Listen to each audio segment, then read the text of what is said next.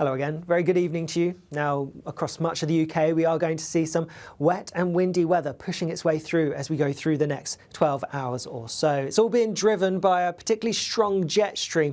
Speeds within the jet are reaching around 250 miles per hour, and this is coming towards the UK, and it's driving various areas of low pressure. We have an area of low pressure pushing just to the north of the UK as we go through the rest of today and overnight, and the associated fronts are bringing a fair amount of rain. The heaviest rain through this evening will be across parts of Scotland, but here the rain pushes through quite quickly. Across England and Wales, the rain takes a little bit longer and lasts through a large chunk of the night, and so we are going to see some high rainfall totals building up, potential for 30 to 40 millimetres perhaps over higher ground. But most places turning drier through the early hours, just in the far east-southeast, the rain clinging on until daybreak here.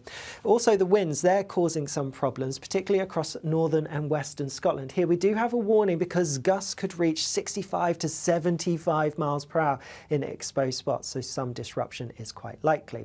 After perhaps a chilly start to the night, temperatures are actually going to rise as we go through the early hours of tomorrow morning, so it is going to be a milder start to the day on Thursday than it has been through some recent mornings. But a wet, blustery start to the day across parts of the southeast. Most of that rain and the strongest winds will clear away towards the east quite quickly through the morning, as there's going to be a quieter spell across much of the country for a time. The wind's dropping out, some sunshine perhaps, before another system pushes its way in. This one's perhaps a little bit more showery in nature, so there'll be some showery bursts. They could become a bit more organised, so could be lasting for quite a while in some places, and they will be intense too. There will also be some strong gusty winds, some squally winds mixed in with them, and so we have another wind warning in force, this time for parts of Northern Ireland, southwest Scotland, into North Wales and some northern central parts of England. The strongest winds around coastal parts, but also where we see the heaviest showers pushing their way through, we could see some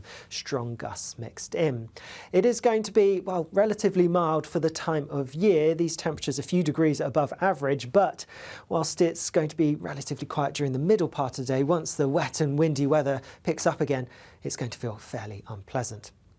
Through Thursday evening and overnight, well, through the evening there'll be some further heavy showery rain for a time, but a lot of that clears away. We do actually have a bit of a ridge of high pressure, and so things will quieten down as we go through the early hours of Friday morning. Some clear skies, a few showers around northern and western parts, maybe even a wintry element to some of these showers over the hills and mountains of Scotland, but most places turning largely dry. And with that, temperatures dropping a little bit lower than they have done they will have done through Wednesday night. So a bit of a chillier start first thing on Friday morning than it will be on Thursday morning.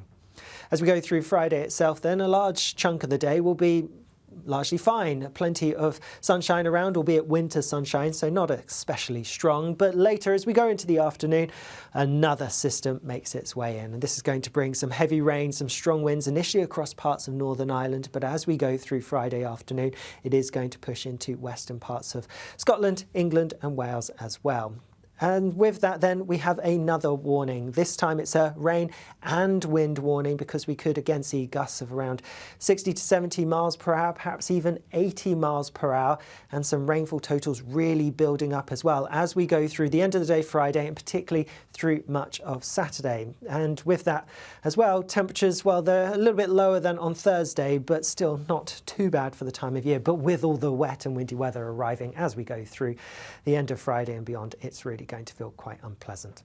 If we look further ahead, and it's worth bearing in mind that this area of low pressure that brings that unsettled weather into the weekend, there is quite a bit of uncertainty about it. Uncertain as to how deep it's going to be, how intense, and uncertain as to the track it's going to take. It could go across central parts of the UK, it could go further south, in which case we may not see quite as much rain and the strongest winds. But it's just worth bearing in mind that Saturday in particular could be a wet and windy day for many places, especially for England and Wales, turning quieter on Sunday as high pressure builds in from the west. And this is, well, we're pretty confident on this, higher confidence for the fact that we are going to see higher pressure building, and so a more settled start, albeit a chillier start, to the beginning of next week.